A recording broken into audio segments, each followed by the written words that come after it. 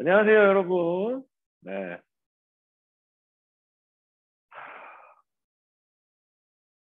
음소거는 해주시고, 네, 채팅으로 메시지 남겨주시고, 그리고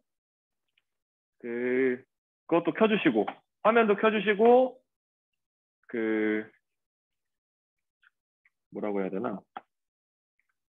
최소한의 자기의 모습들 있죠? 아, 내가 여기서 수업 듣고 있습니다를 증명할 수 있게 예, 카메라도 좀 켜주세요.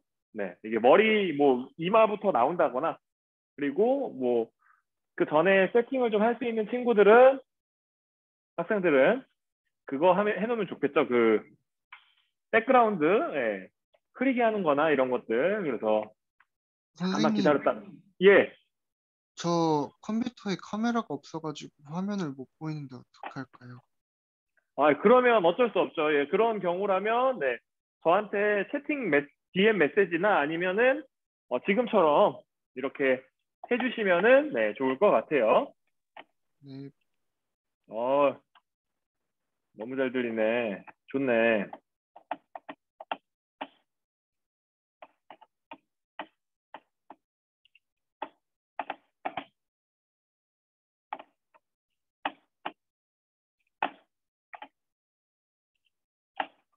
잠시만요. 수락은 조금만 네, 기다려 주시면 바로바로 하겠습니다.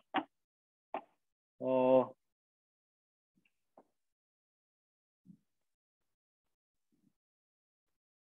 저희가 지난 시간까지 그 온라인 클래스에서 이 한나라 요 38초까지 다 했었기 때문에 맞죠, 여러분들? 잠시만요. 예. 대기실. 모두 수락. 예.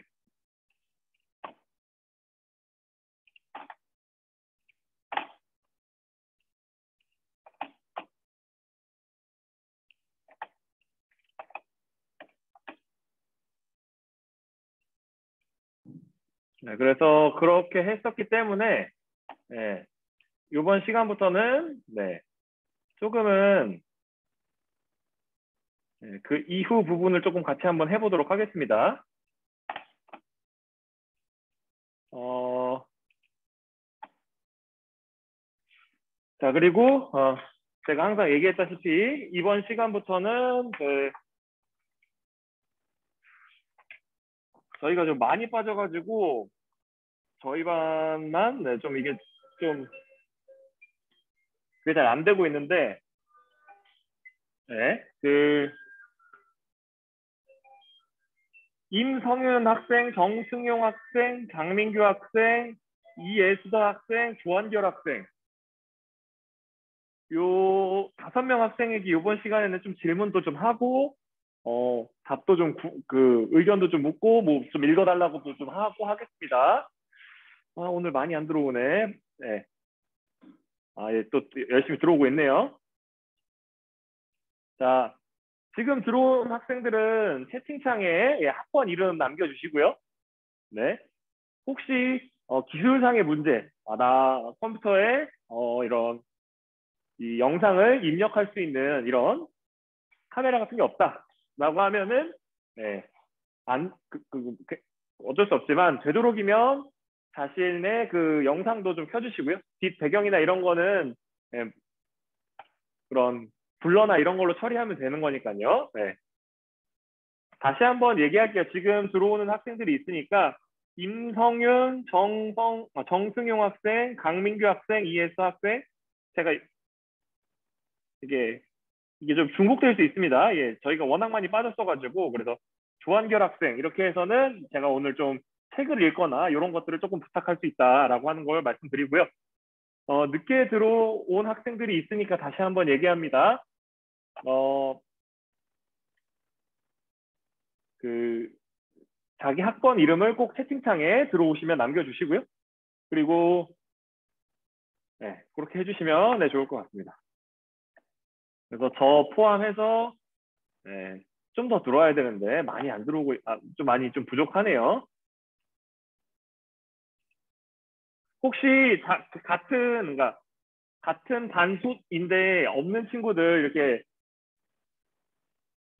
그 바둑판 정렬하면은 보이거든요, 이름으로. 그래서 자기 반 친구들 혹시 안 왔으면 조금 깨워가지고 들어올 수 있게 조금만 네, 해주면 좋을 것 같습니다. 되도록이면 네, 아침 시간이지만 네, 자기의 그런 이 수업 듣고 있는 모습이나 뭐 이런 실시간 모습을 좀 해주시고 되도록이면 네, 주무시지 않게 예, 좀 해주시면 좋을 것 같습니다. 예, 자는 게 제일 안 좋은 거니까 예, 같이 한번 해볼게요, 이제. 자, 우리가 한 나라의 역사와 문화까지 다 배웠었잖아요. 그죠? 그래서 이제는 동서 교역에 대해서 잠깐 같이 배워보도록 하겠습니다. 그래서 이 동서 교역은 크게 세 가지 루트로 예, 시작이 됩니다. 크게 세 가지 루트로. 첫 번째, 여기 보면 초원길, 비단길, 바닷길 이렇게 세 가지가 있어요. 그래서 이 세 가지 중에 우리가 알아둬야 될 거는 뭐 중요도 순서로 따지자면 그러니까 비단길과 이 바닷길 정도가 이 무역이 오랫동안 계속 지속되기 때문에 요걸 좀 알아주시면 좋을 것 같고 물론 네, 초원길도 중요합니다. 왜 그러냐면 이 초원길을 통해서 그 유목 민족들이 오가면서 그 나중에 우리가 예, 서양사, 유럽사를 배우면서도 나오겠지만 그 로마가 게르만족의 대이동으로 서로마가 멸망하게 됐는데 거기에 영향을 준 게 요 초원길을 따라서 그 이 아시아 쪽에 있던 유목 민족이 이동을 하면서 게르만족을 압박하게 되고 그 게르만족이 그 압박을 피해서 로마 영내로 들어가면서 로마 국경 안으로 들어가면서 로마가 멸망하게 되는 그런 모습이 나오거든요. 그래서 그런 것들을 좀 알아두시면 좋을 것 같고요. 네, 그래서 그런 것들 좀 알아주시고 다음으로 넘어가서 그래서 여기서 나오죠. 예, 여기 제가 얘기했던 게 그대로 나옵니다. 흉노족이 이 길을 따라서 아시아와 동유럽 상황을 도달해서 예, 남러시아죠. 남러시아와 예, 게르만족의 이동을 초래했다. 그리고 몽골도 이 길을 따라서 유럽 원정 갔다. 예, 그리고 예, 비단길. 자, 우리가 흔히 생각했을 때 비단길은 비단이 오고 가서 생긴 길이다라고 아는 게 맞는데 플러스 네, 향신료, 기타 직물들 네, 많이 오갔다라고 좀 체크 좀 해주시고 그리고 여러 종교들 네, 이게 중국으로 들어가는 길이었다라고 알아주시면 네, 좋을 것 같습니다.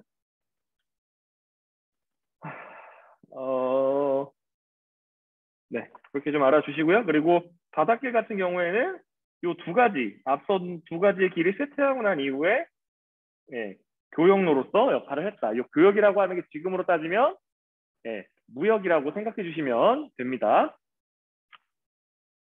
자, 다음으로 넘어가세요. 네.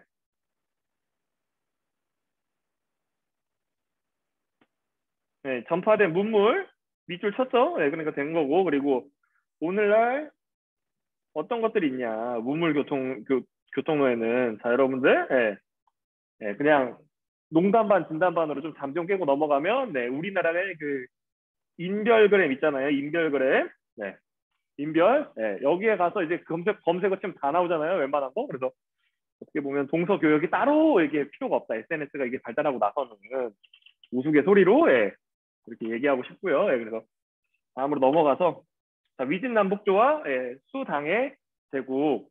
혹시 여러분들 이 필기나 이런 거 하다가 좀 부족한 부분 있으면은 그때그때 제가 이게 메시지 창을 띄워놓고는 있습니다만 제가 이거를 이렇게 또 멀티태스킹으로 보지 못할 때가 있어서 정말 급할 때에는 그 그걸 좀 해주시면 좋을 것 같아요. 이게 DM 보고는 있는데 DM 보내주시면 열심히 하도록 하겠습니다. 알아서 좀 이게 좀 기다렸다가 또 하고 하겠습니다. 자, 여러분들 우리가 이 생각 지도를 항상 각 이 조그마한 이 소내용들이 바뀔 때마다 좀 잘 좀 봐주셔야 되고요. 그리고 이 위진남북조와 수당 그 전이 뭐였죠, 여러분들? 한나라였잖아요. 자, 한나라가 멸망하는 과정에서 나왔던 게 이 위초고잖아요, 여러분들. 기억나죠? 위초고. 그리고 요거가 이게 통일되는 과정에서 위나라 내부에서의 반란이 있었던 진, 그리고 진이 이 동북 쪽에서 공격을 받아서 남쪽으로 내려가서 예, 동진이 되고요. 여기에 5호 16국이 들어서게 되면서 시작되는 게 이 위진 남북조 시대가 되는 겁니다, 여러분들. 그래서 그 흐름을 좀 알아주시고, 그래서 여기다 밑줄 맞추고 넘어갑시다. 진은 남쪽으로 이동하여서 동진을 세웠다. 그리고 송이 강남 지역에 건국되고 선비 지역이 세운 북위가 화북을 통일하면서 남북조 시대가 열렸다. 자, 여러분들 이 북위가 진짜 중요한 게 여러분들 꼭 기억해 주셔야 될 나라 중에 하나인가. 왜 그러냐면 이 북위에서 이 이후에 우리가 같이 배울 수나라와 당나라가 이게 어떻게 보면 영향을 받기 때문에 그런 겁니다. 그래서 큰 틀에서 보면 이 선비족이라고 하는 그 계열에서 수나라와 당나라가 나왔다라고 이렇게 알아주시면 좋을 것 같고요. 그래서 뭐 핵심어 이런 것들 잘 좀 봐주시고, 다음으로 넘어가서 이 분 되게 중요합니다. 효문제 아저씨. 북위의 황제였는데 이 황제 아저씨가 뭘 했냐면 러양, 지금의 낙양이에요. 낙양. 러양 낙양으로 천도를 한 후 이게 뭐냐면 그거예요. 여러분들 그 선비족의 원래 거주지에서 가까운 쪽에서 이 수도를 하고 있다가 그 밑에 그림 보시면 잘 보입니다. 거기에서 어디 쪽으로 더 내려오냐면 상하강이나 아니면 좀 더 남쪽으로 내려오는 거예요. 그러니까 이게 뭐냐면 이 방향성만 보더라도 알 수 있는 게 뭐냐면 요거 평성에서 여기로. 여러분들 제가 평성 그 한나라 건국 초기에 한번 얘기해 줬었잖아요. 그죠? 한나라 건국한 다음에 유방이 자신감에 차서 흉노랑 싸우겠다라고 해서 평성으로 갔는데 직접 포위당해서 죽을 뻔했다. 그래서 그때부터 힘들었다라고 이렇게 얘기했었는데 어쨌든 무튼 이렇게 천도를 하면서 취했던 정책이 되게 중요합니다, 여러분들. 자, 선비족의 복장과 언어를 금지하고 한족과의 결혼을 장려했다. 자, 여러분들 우리가 이런 문화적 현상을 우리 일상에서 경험하고 있는데 대표적인 사례가 뭡니까? 스타벅스죠, 그죠? 우리가 커피를 마신다라고 하는 게 아니라 스타벅스라고 하는 이걸 띄워놨는데도 이게 조금 이게 수업 진행을 하다 보니까 여러분들 잘 듣고 있나 보면서 하다 보니까 좀 수락이 늦었네. 방금 전에 들어온 학생 미안합니다. 수업 진행하느라고 조금 수락이 늦었어요. 이해해 주시고요. 계속 진행해 보면 우리가 그 스타벅스라고 하는 곳에 가서 소비하는 게 뭐예요?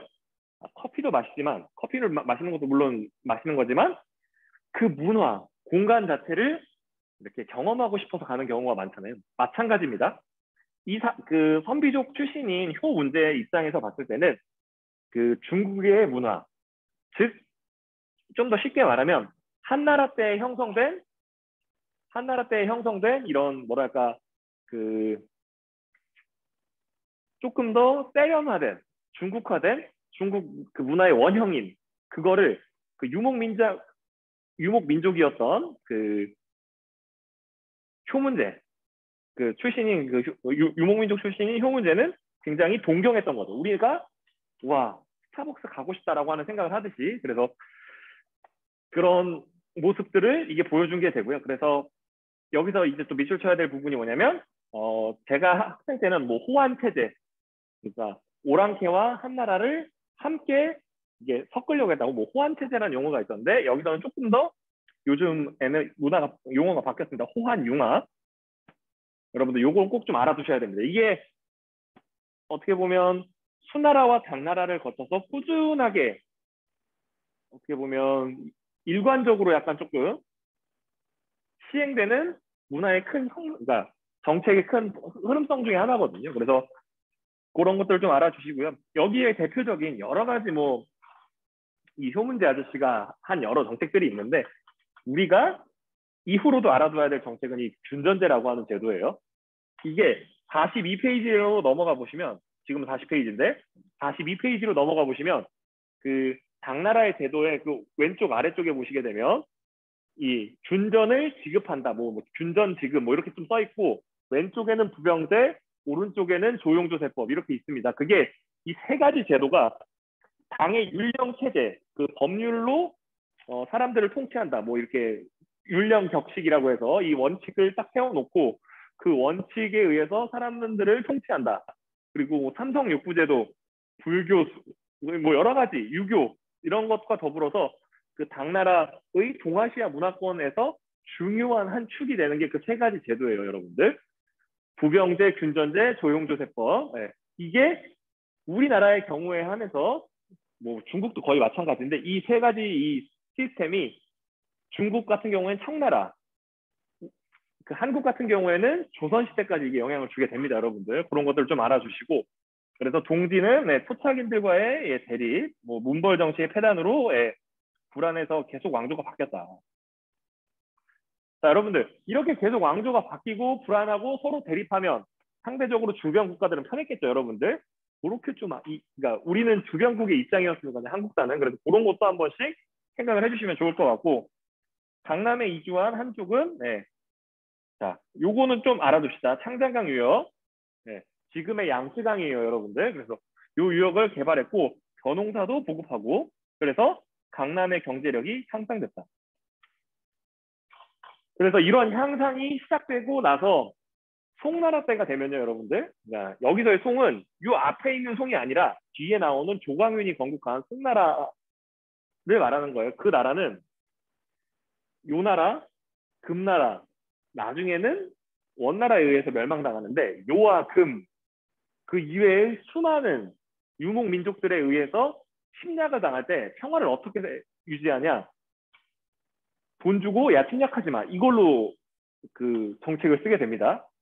물론 전쟁을 해서 싸울 수도 있겠습니다만 이 경제력 자체가 워낙 발전을 하다 보니까 그 경제력을 활용해서 내가 돈 줄 테니까 너 먹을 거 필요하고 비단 필요한 거 아니야. 내가 줄게. 그걸 받고 나 괴롭히지 마. 라는 정책을 쓰게 됩니다, 여러분들. 그래서 실제로 수많은 제가 이게 또 계산을 해봤죠, 여러분들. 뭐 25, 은 25만 냐, 비단 25만 필씩 줬대요. 우리로 따지면 뭐 한 지금으로 따지면 4천억, 5천억쯤 되는 거예요. 네. 매년.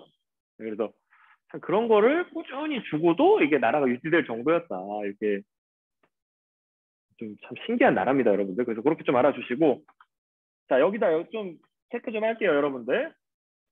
강남의 인구도 늘어나고 화북에서 이주한 지배층들이 자 이거는 남조에 대한 설명이에요. 화북에서 북이나 이런 유목민족에 의해서 쫓겨 내려온 다음에 구품 중정제를 통해서 고위관직을 독점하고 문벌 귀족이 됐다. 자 여러분들 구품 중정제를 이게 설명할 때 그거랑 같이 좀 설명해 보도록 하겠습니다. 자 한나라 때 호족이나 지방 출신들이 관직에 오르는 제도가 뭐였죠? 그쵸, 여러분들. 한거 리선제였죠? 한거 리선제. 요거랑 비교를 해봐야 되는데, 한거 리선제는 뭐예요? 지방에서 이렇게 선거, 뭐 이렇게 추천, 뭐 이런 거 해주면 올라간다. 라고 하는 제도고, 요거의 핵심은, 기준은 뭐냐면, 효랑 염이라고 하는, 청렴이라고 하는 요 두 가지의 개념이에요. 그 효와 렴이 굉장히 주관적인 개념이기도 하지만 제가 항상 얘기했죠. 이게 곳간에서 인신난다고 사람 사는 것도 잘 살아야지 부모님도 복양하는 걸 좀 더 신경 쓰고 자기가 더 청렴한 자기의 삶도 돌볼 수 있고 이렇게 하는 건데 그러다 보니까 이거는 그 호족이나 이런 지방에서 잘 사는 사람들이 그냥 관직으로 진출하는 등용문 역할을 하게 됩니다. 반면 이 구품 중정제는 시대가 조금 더 바뀌면서 조금 발전하긴 합니다. 객관성을 확보하게 되는데 그 과정을 조금만 설명을 해보면 요 밑에 이 내용을 좀 잠깐 봐주시면 자 여기서 보게 되면 좀 확대해서 봅시다, 여러분들. 이 신기술 그 중정관이 그러니까 중정관이나 자기 지역의 인물이 중정관이 조금만 지우고 다시 한번 밑줄 치면서 설명할게요. 자, 중정관이 왕의 명령을 받아서 지방으로 갑니다. 그러면 자기가 배정받은 그 지역이 있을 거 아니에요. 거기에서 이 가문과 상관없이 9등급으로 평가해서 추천하면 국가가 이를 바탕으로 인재를 등용하는 제도였다. 자, 아까 전에 향거리선제는 뭐라 그랬어요? 지방에 있는 세력들이, 유력 가문들이 누군가를 추천하면 관직으로 등용되는 그런 제도였다. 그러니까 왕의 명령을 받고 와서 이 중앙정부, 즉 왕권과 연결되는 이 필터링 과정이 없었는데 그 과정이 생긴 거죠. 중정관이라고 하는. 근데 다만 이 중정관이 지방을 파악하기 쉬웠겠어요? 어려웠겠어요? 이때 당시에 그 데이터가 지금처럼 전산화되어 있는 것도 아니고 한데, 네. 그러다 보니까 이런 데이터를 제공해 주거나 중정관의 이런 여행 경비를 조금이라도 보조해 줄 수 있는 지방에서 잘 사는 사람들이 상대적으로 굉장히 높은 등급을 받았다. 그래서 요 밑에 내용이 나오죠. 상품에는 가문이 나쁜 자가 없으며 하품에는 권세가가 없다. 뭔 말인지 알겠죠? 처음에는 향거리선제의 단점을 보완하기 위해서 중정관이라고 하는 제도를 추가한 거죠. 그렇지만 이 지방의 파악, 지방의 정보 파악 및 인물 파악에는 그 지방에서 그 잘 살고 지방을 잘 아는 사람들의 입김이 자꾸 작용하다 보니까 이런 조금 부작용이 발생했다. 자, 제가 옆에 과거 시험 써놨죠? 자, 과거 시험은 향거리선제가 완전 어떻게 보면 큰 원칙에서는 기준이 있지만 조금 주관적인 기준으로 그냥 추천하는 제도였고 조금 더 필터링을 거친 국품 중정제를 거쳐서 이것 역시도 북위의 제도, 북이나 이런 선비족 계열에서 이게 제일 먼저 수나라에서 나오게 됩니다. 북위의 계열에서 나온 수나라에서 처음 과거제가 시행되었다라고 하는 이런 기록이 있거든요, 여러분들. 그래서 이 과거제로 가면서 점점 어떤 게 그러니까 중요시되는 거예요. 여기 향거리 선제에서 부품 중정제로 거쳐서 과거제로 갈 때 점점 개인의 능력이 무엇보다 중요해지는 거예요. 네, 개인의 혈연적인 백그라운드보다 중요해지는 거다. 우리가 흔히 생각했을 때 이건 당연한 거 아닙니까? 라고 할 수 있겠지만 이 과거제의 단점 이게 나중에 나올 겁니다, 여러분들. 그 유학에 대해서 조금 배우면서 그 과거제의 단점을 그 조금 어떻게 보면 상쇄시켜 줄 수 있는 게 이렇게 인물을 추천받아서 천거받아서 쓰는 거거든요. 그래서 이 두 가지 제도, 과거 제도와 인물을 천거하는, 추천받는 이 제도가 동아시아나 이런 역사에서 꾸준히 계속 함께 공존하게 되는 이유가 그렇게 된다라고 하는 걸 좀 알아주시면 좋을 것 같습니다. 그래서 이 흐름도 좀 잘 알아주시면 좋을 것 같습니다. 자,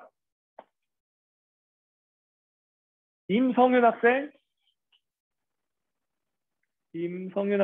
안 들어왔나요? 있어요. 미안합니다. 이게 화면이 크다 보니까 내가 못 찾았어요. 여기 남북조 시대의 문화 그 두 단락 좀 큰 소리로 좀 읽어주세요. 몇,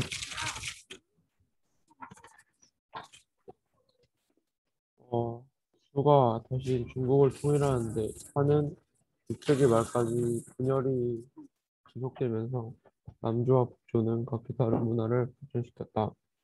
이러한 문화는 전쟁과 혼란으로 인구 이동과 민족 간 융합이 활발해지면서 당대 문화 번영이 구조화되었다.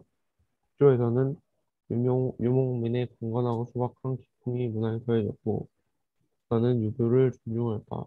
한편 남조에서는 귀족 중심의 자유분방한 문화가 발달하였고, 혼란스러운 정치 상황을 반영하듯 노장 사상과 청담 사상이 유행하였다.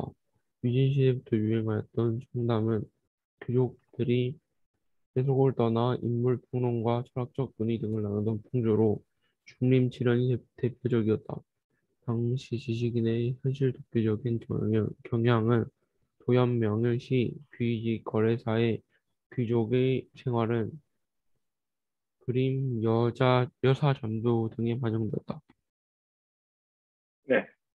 자, 여러분들 이 귀거래사의 핵심은 뭐냐면 그런 거예요, 여러분. 귀거래사 얘기를 잠깐만 하고 넘어가면 인생 뭐 있어?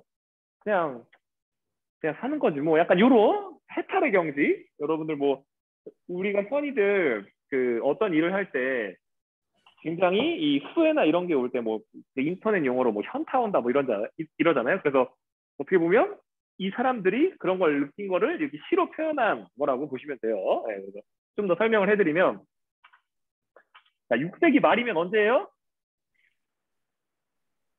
500년대 후반이다. 아시겠죠? 500년대 후반이다.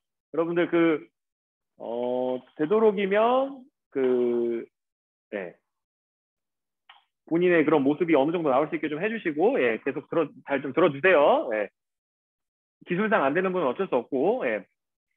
들어오신 분들은 꼭 이제 채팅도 남겨주시고요. 학번 이름. 그리고, 자, 다음으로 넘어가서, 예, 이 500년대 말, 뭐, 580년, 590년대, 요때가 되게 되면 계속적으로 이렇게 어떻게 보면 분열된 시기가 되다 보니까 남조는 남조대로, 북조는 북조대로 나름의 문화가 생기게 됩니다. 그래서 이런 문화들이 이 수나라 당나라 때 이게 융합이 되면서 어떻게 보면 수당이 더 발전하는 기회가 되기도 하고요. 우선 북조부터 북치게 되면, 자, 유목민족이 강건하고, 예, 소박한, 자, 여러분들 제가 강건한 건 이해하겠어요? 이게 유목민족 하면 약간 좀 느낌적인 느낌으로 약간 좀 파워 있을 것 같잖아요, 여러분들. 그래서 그거는 제가 이게 공감할 수 있겠는데 절대 소박하지 않습니다, 여러분들. 그렇지만 소박하다라고 하는 거는 상대적인 기준이에요. 누구에 비해서? 화려하고 귀족적이었던 남주 문화에 비해서 소박하다는 거예요. 그거를 잠깐 좀 보시면, 자, 여러분들 제가 여기다 이제 이 본문 모양에서 보시면 제가 빨간색으로 이렇게 위아래 선 그어놨잖아요, 그죠? 요게 사람 크기예요, 아시겠죠? 이게 불상 크기고, 예. 아, 엄청나죠, 그죠? 예. 이게 소박한 문화래요, 아시겠죠? 예, 이게 룩먼 석굴이고, 예. 굉장히 유명한 이런, 네, 불상인데, 이걸 지었던 이유는 왜 그러냐면, 야, 불교 믿어. 불교가 우리나라 보호해 준대잖아. 우리나라가 부강해야, 혼란하지 않아야 너도 살기 편하고 나도 살기 편하고 우리 모두 살기 편하니까 불교를 믿고 우리 파이팅 하자. 약간 이런 느낌으로, 예. 예, 그러니까 불상을 지으면서 사람들을 정신적으로 통합하려고 합니다, 여러분들. 그래서 그런 것들을 좀 알아주시고요.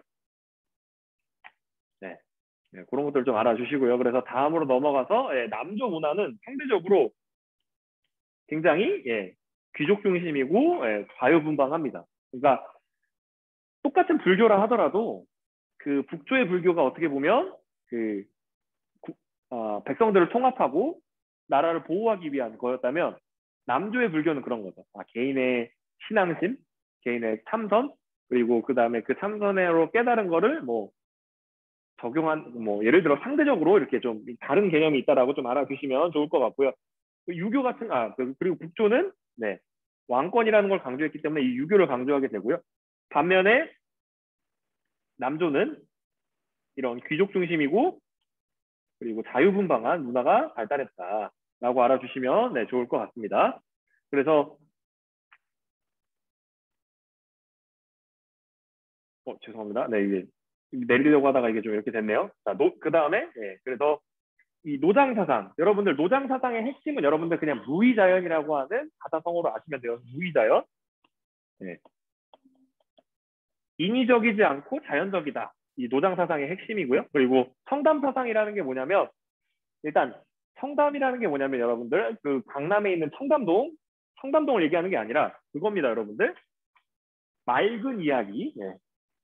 맑을 청사의 이야기 감자거든요. 맑은 이야기. 여기서의 맑은 이야기가 뭐냐면, 네, 이때 당시의 정치적인 상황이나 이런 것들을, 네, 다루지 않고 어떻게 보면 그런 것들 있잖아요. 뭐 철학 아니면 뭐 여러 가지 뭐 윤리, 사느냐 죽느냐 그것이 문제로다. 뭐 약간 이런 거 있잖아요, 여러분들. 이런 철학적 고민 이런 것들을 하는 게 이 청담 사상이다라고 알아주시면, 네, 좋을 것 같습니다. 그래서 이 청담은, 네, 귀족들이 세속을 떠나, 네, 인물의 평론과 철학적 논의를 하는 거고, 그래서 대표적인 사람들이 이 중임칠연이라는 이 존재들이 있습니다. 자, 남조 사람들이 이걸 왜 했을까? 자, 이 질문 좀 해볼게요. 네. 정승용 학생, 열심히 읽어줘서 고마운데 왜 그랬을까요? 네, 남조 사람들이 왜 아무 생각 없이 청담 사상 이런 걸 했을까? 잘 모르겠어요. 자, 제가 괜찮아요. 모를 수 있어요. 제가 좀 설명을 해드릴게요. 자, 북조가 남조를 밀어낸 거잖아요. 그죠? 침략해서. 그러니까 밀려 내려오다 보니까 내가 쟤네들보다 힘은 약하지만 모든 거에서 뛰어나. 그러면 소위 말해서 그 진 상황 자체가 기분 나쁘잖아요. 그러다 보니까 현실에 대해서 얘기를 하면 찝찝한 거예요. 아시겠죠? 누구들이? 남조의 그 귀족들이, 지배층들이. 그러다 보니까 이런 현실 도피적인 경향까지 나오게 되는 거죠. 이 청산사상 얘기하고 중림출연이 되고 하고 하는 게 그런 현실적인 거에 영향을 받은 거다라고 알아주시고, 자, 이게 뭐랑 닮아 있어요, 여러분들? 그러니까 위진 남북조 시기에 여러 사상들이 공존하면서 여러 사상들을 북조는 북조대로, 남조는 남조대로 활용을 하잖아요.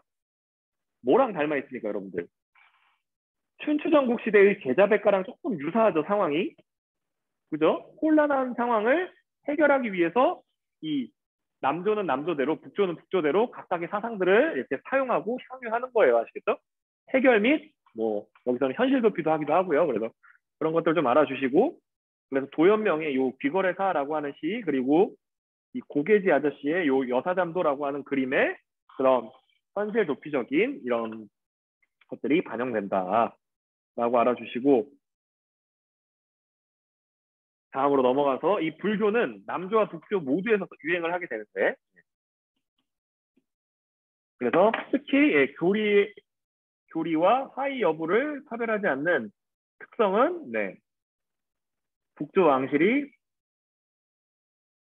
왕실에서 환영을 받아서 민강, 롱먼 등 대규모 석굴이 만들어지게 된다. 자, 여러분들, 이 화의라고 하는 게 뭐냐면 중화와 오랑캐라는 뜻이에요. 오랑캐 이자. 이민족 할 때 그 이자거든요. 다를 이자. 그래서 이 화의의 여부, 그러니까 자, 위진 남북조에서 전통적인 화는 누구예요? 남조 사람들이 되는 거예요. 한족 사람. 그러니까 어떻게 보면 그 원래 중국민들. 근데 이민족이 쳐들어와서 밀려 내려왔어. 그러니까 이런 것들, 그러니까 남조 사람들은 아유 저 오랑캐들 이러면서 손가락질하고 이런 상황인데, 이런 것들을 강조하는 사상이었으면 이 북조에서 받아들여지지 않았을 거잖아요. 그죠? 네, 그래서 그런 것들을 좀 알아주시고요. 그래서 남조에서는 양무대와 같은 황제가 불교를 지원했다. 그래서 서역 승려가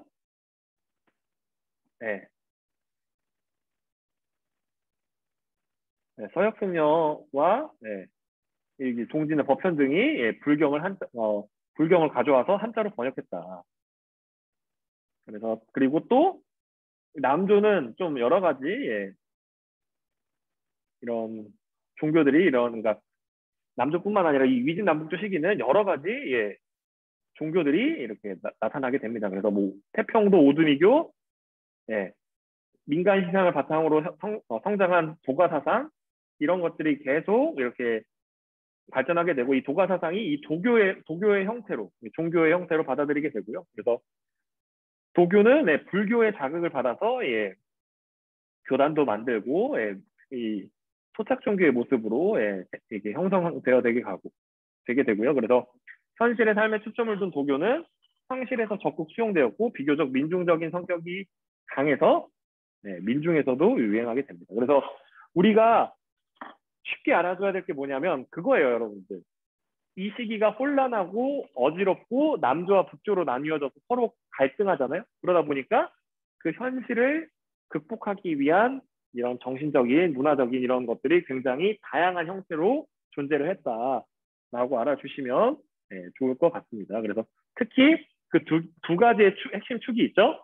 불교와 유교, 아시겠죠, 여러분들? 유교는 통치의 수단으로 계속 쓰였고, 불교 같은 경우에는 남조와 북조 모두에서 왕권을 강화하고 그 백성들의 그런 이런 정신적인 것을 하나로 묶기 위해서 계속 활용됐다, 이렇게 좀 알아주시면 좋을 것 같습니다. 자, 여기 부분 같이 좀 해볼게요. 자, 강민규 학생, 여기 사실 이해 부분 같이 한번 해봅시다. 1번 한 번만 읽어주고 답을 좀 해주시면 좋을 것 같습니다. 국품 중정제의 시행이 지배층의 변화에 끼친 영향을 말해보자. 네. 어떻게 됐어요? 그, 그, 그 지방의 좀 힘이 강한 호족 가문이 권력을 독점하게 됩니다. 자, 제가 여기서 설명했던 그 향거리 선제 앞쪽에서 설명했던 거랑 그 비교해서 보시게 되면 그게 된 거죠. 자, 핵심은 그거예요. 국품 중정제를 통해서 지방에 있던 이 호족 출신 뭐 이런 지방 세력들이 뭘로 성장을 한 거예요? 네, 문벌 귀족이 된 거예요. 결과론적으로 이게 좀 살펴보자면 문벌 귀족이 된 거고, 선생님 그러면 그 향거리 선제 이런 거 할 때는 문벌 귀족이 없었나요? 네, 뭐 그런 그 가문 형식으로 어떤 가문이 독점적으로 이렇게 성장하고 하는 이런 상황은 네, 조금 더 나중에 나온 상황이라고 좀 알아주시면 네, 좋을 것 같습니다. 그래서 그렇게 좀 알아주시고요.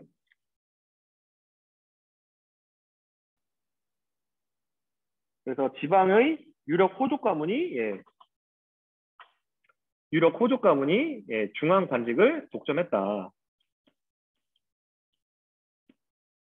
그렇게 해서 이게 얘네들이 문벌 귀족이 되는 거죠. 예. 호족이 이렇게 되는 거고, 예. 그렇게 좀 정리를 해주시면 예, 좋을 것 같고요. 그리고 다음으로 넘어가서 자, 네, 이에스서 학생 네. 2번 잠깐 좀 읽어주실래요? 자료 해석 2번. 자료 1에서 건강을 찾아보고 이를 통해 한족의 이주가 강남에 끼친 영향을 추론해보자. 자, 자료 1. 어떤 영향을 끼쳤을 것 같아요?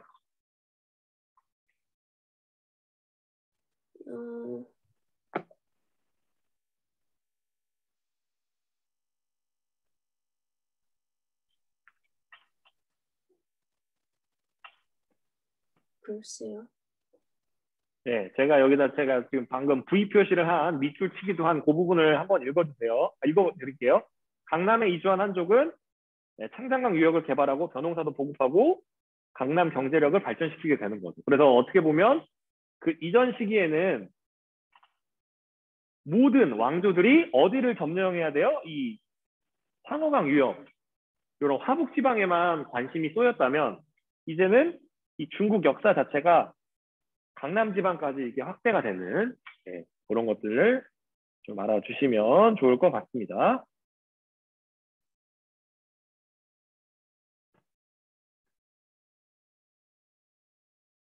네. 그냥 강남 경제가 발전했다.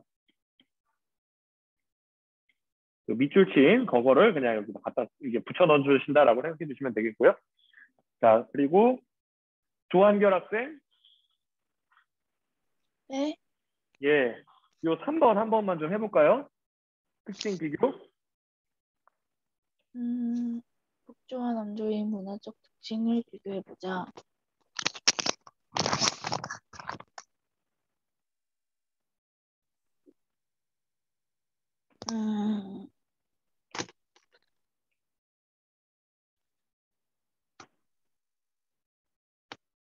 뭐가 있어요? 북조는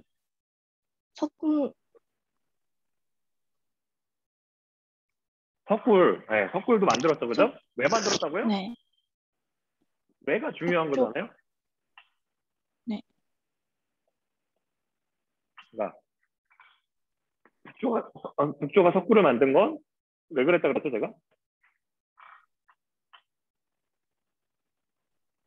바로 이런 그 왕권의 통합, 그러니까 왕조의 그런 정통성 및 여러 가지 이런 호국불교적 성격을 이용해서 백성들을 통합하기 위함이었고, 핵심은 그거예요. 호한융합, 즉 유목민족적인 그런 문화적 배경이 있었고요, 북조에서는. 그리고 네. 문화와 이제 한족 문화가 예, 섞인 거죠. 그리고 유교를 존중했다. 아시겠죠? 예, 통치를 해야 되니까 그렇게 좀 알아주시고, 네. 귀족적이고 자유분방했다. 네, 그런 특징이 있게 되는 거죠. 자유분방했다. 예. 그래서 그렇게 좀 알아주시면, 그리고 예, 불교를 지원했다. 그래서 이렇게 좀 구별을 해서 알아주시면 네, 좋을 것 같습니다.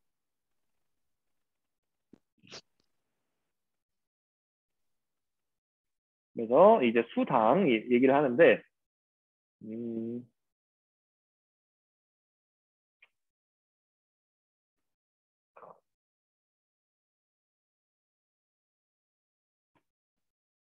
예, 같이 한번 해봅시다. 그래서 여러분들 이 수나라는 여러분들 제가 어디 계열이라고 제가 얘기했었죠? 여러분들 바로 부귀 계열, 이런 선비족 계열이다라고 하는 걸 여러분들 꼭 알아두셔야 됩니다. 그래서 예, 수나라를 통일한 사람이 양견이고, 이 사람을 문제라고 하는 그 수문제라고 해서 그 상대의 칭호를 얻게 됩니다. 그래서 약 한 500년 정도, 500년 가까이 분열해 있던 그 중국을 재통일하게 되고요. 그래서 국fun중정제를 폐지하고 과거제를 도입합니다. 이거 되게 중요하죠, 여러분들. 얘를 폐지하고 예, 과거제를 도입했다. 그리고 부기 이래 시행이 되던 균전제, 조용조, 부병제세법을 정비해서 예, 국가재정을 안정시키고 군사력을 증강했다. 자, 여러분들 요즘에는 이게 모든 사람이 이렇게 군대에 가는 지금 상황이기 때문에 그런 게 당연하다고 여겨지겠지만, 그 이전까지만 하더라도 이런 시스템, 야 군대 와서 군인 해라고 하는 것 자체가 모든 사람들에게 되게 좀 어색한 제도였는데, 이 균전제라고 하는 제도, 토지를 국가에서 이제 나눠주고 이 토지에 대한 반대급부로 여러 가지 세금과 분역을 이렇게 부과하는 게 이게 가장 전통적인 시스템으로 잡히게 됩니다. 그래서 그렇게 좀 알아주시고, 문제 뒤를 이은 양제 아저씨가 이게 왕에 오르는데, 여러분들 이게 잠깐 조금 교과서에는 없는 내용이지만 잠깐 요 시대를 이해하는 한 축이 뭐냐면, 수문제 아저씨가 왕위에 오르는 과정에 그 부인께서 좀 상당한 영향을 주셨다고 해요. 도움도 주고. 근데 그 부인이 굉장히 이게 그 근검 절약적이고 이런 좀 사치를 되게 싫어했는데, 원래는 수 문제가 이미 어떻게 보면 어느 정도 한족화, 호환 융합 체제에 의해서 한족화되다 보니까 장자, 첫째 아들을 예, 그 다음 황제가 될 태자로 지목을 합니다. 근데 그 문제의 그 부인이 보기에 그 태자는 너무 사치도 심하고 왕이 됐을 때 문제가 발생할 것 같은 거예요. 그래서 예, 그 태자를 이게 제거해 버립니다. 그 태우가. 그 과정에서 문제가 굉장히 심리적, 정신적으로 충격을 받아서 어떻게 보면 이 조금 더 이 살지 못하고 이게 죽었다라는 설이 있을 정도로 그렇게 되고, 양제가 나중에는 그리고 그 태우에 의해서 지목된 사람이 양제인데, 그러니까 태우도 어떻게 보면 용인을 한 거죠. 그러니까 태자를 없애버리고 그 다음 아들 중에 한 명이었던 이제 양제를 이렇게 황제가 지목하는 거를 이렇게 좀 동의해주고 인정해주고 했는데, 그 태자, 그러니까 왕이 황제가 되기 전에는 굉장히 좀 근검절약했는데, 황제가 된 다음에는 요즘 말로 따지자면 굉장하게 파티 러버였다고 합니다. 여러분 이렇게 참고적으로 알아두시고요. 그래서 진양의 뭐 결감이나 이런 그쪽에서 이제 엄청나게 파티하고 이제 난리 쳤다라고 알아주시면 좋을 것 같습니다. 그래서 뭐 그런 부정적인 부분도 있습니다만, 이 양제 아저씨가 이 대운하라는 걸 만들었다. 여러분들 이 지도를 볼게요. 자, 뭐랑 뭐를 연결한 거예요, 여러분들? 자, 수도였던 여기 이쪽과 이 강남 지방에 있었던 물자를 가져오게 하기 위해서 이렇게 판 겁니다, 여러분들. 그리고 이 풍부한 이 그러니까 이 경제력의 이런 뭐 예를 들어 대표적으로 뭐 쌀이나 뭐 등등 비단 이런 거 기타 등등 이런 물건들을 그러니까 장안 이쪽 어떻게 보면 자기 자신들의 수도 쪽으로도 가져오지만 이 북쪽으로도 갖고 올라갈 수 있게 이제 같이 연결을 함으로써 여기가 되게 군사적으로 되게 중요한 지역이거든요. 이 유목민 이미 선비족도 한족화됐기 때문에 이제는 이 북쪽에서 이게 정착해서 살고 또 다른 유목민족들이 침략해오거나 이랬을 때 이런 여러 가지 불량미나 이런 여러 가지 것들로 사용하려면 물자를 손쉽게 가져와야 됐기 때문에 이런 대운하를 탔다라고 알아주면 좋을 것 같고요. 그리고 이런 처음에 만들어진 게 금나라 때는 조금 일부 파괴되기도 했었는데 원나라와 명나라 때 복구되고 확장됐다. 그래서 오늘날도 남북을 잇는 운송로다. 아시겠죠? 그래서 제가 그때 규모 얘기했었잖아요. 서울에서 부산까지 거리에 약 20배다. 아시겠죠? 그래서 굉장한 그런 개수다가 길이다라고 하는 거 참고적으로 알아주시고 그래서 남북의 물자 유통과 경제를 통합시켰다. 그래서 어떻게 보면 여러분들 우리나라로 따지면 KTX 깐 거라고 보시면 돼요. 아시겠죠? 그래서 고속도로 뚫고 그래서 다음으로 넘어가서 그렇지만 돌궐은 제압했지만 고구려 원정에 실패하면서 홀랑 나라가 망했다. 아시겠죠? 그리고 대규모 토목 사업 여기서 대규모 토목 사업은 이런 대운하 뚫는 것과 더불어서 그런 걸 한 거예요. 제가 파티 좋아한다고 했었잖아요. 그래서 파티를 하기 위한 여러 가지 이런 건물들 이런 것들 짓는 것들을 굉장히 좋아했다라고 합니다. 여러분들 그렇게 좀 알아주시고요. 다음으로 넘어가서 여러분들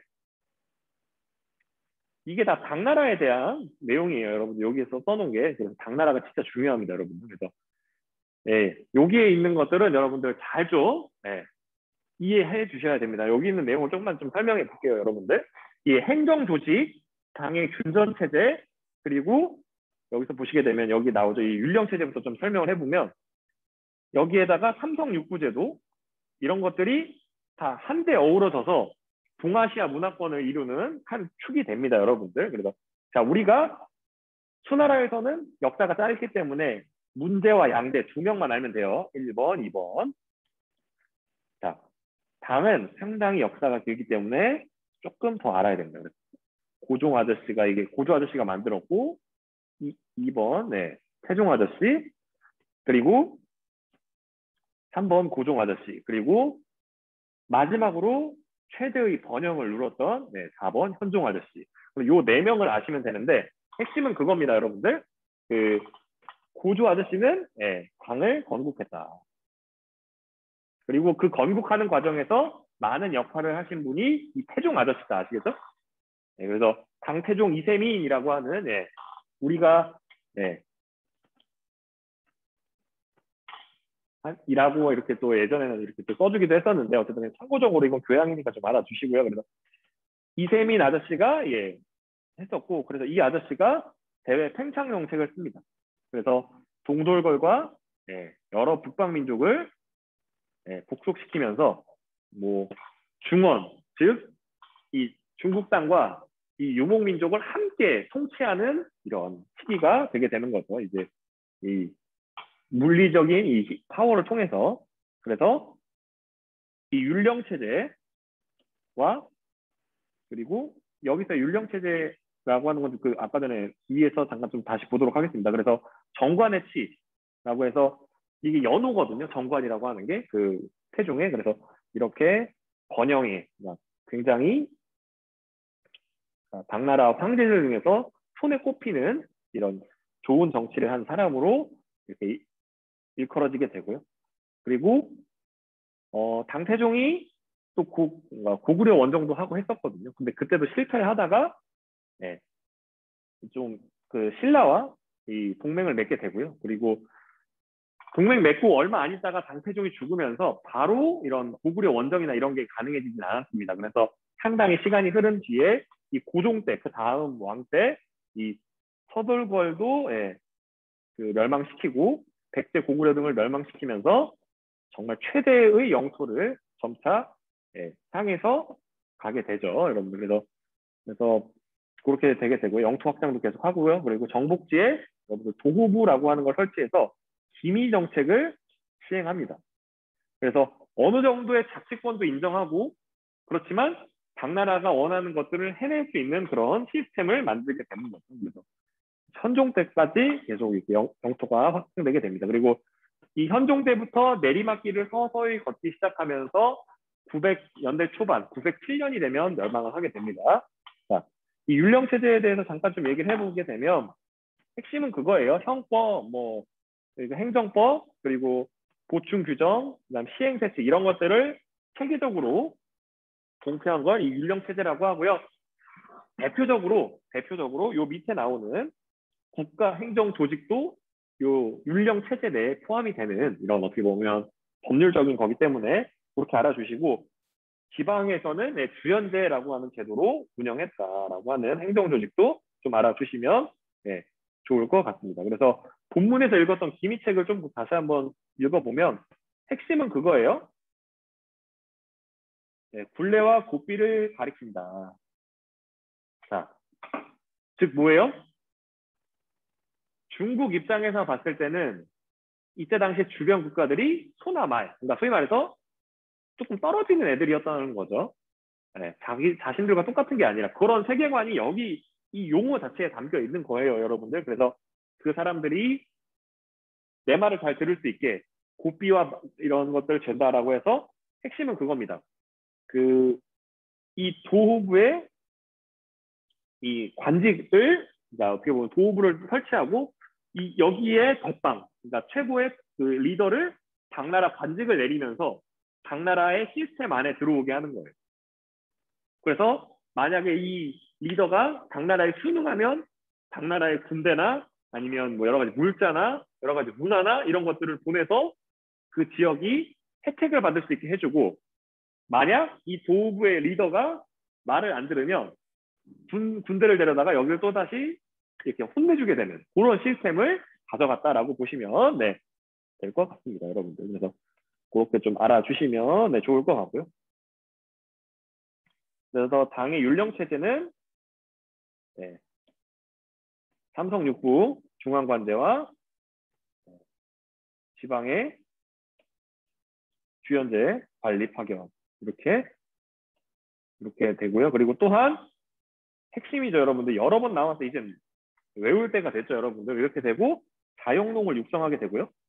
그리고 재정과 군사력을 튼튼히 하였다. 그래서 동아시아 각국에 영향을 줬다.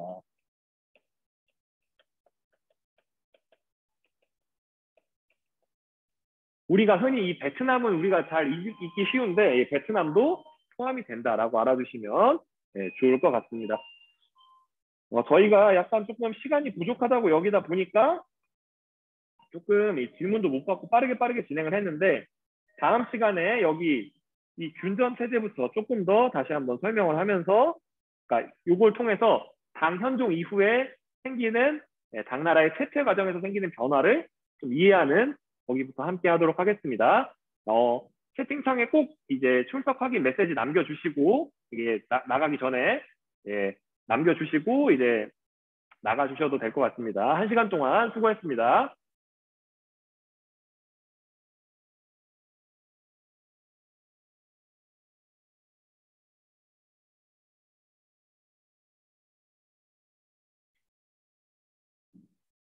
네, 수고했습니다. 안녕히 나가셔도 계세요. 됩니다. 네, 안녕히 계세요.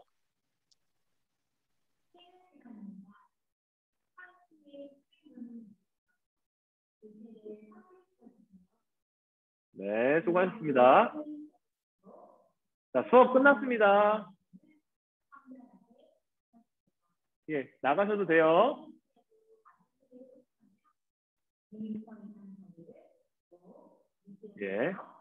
수업 끝났습니다. 나가셔도 됩니다.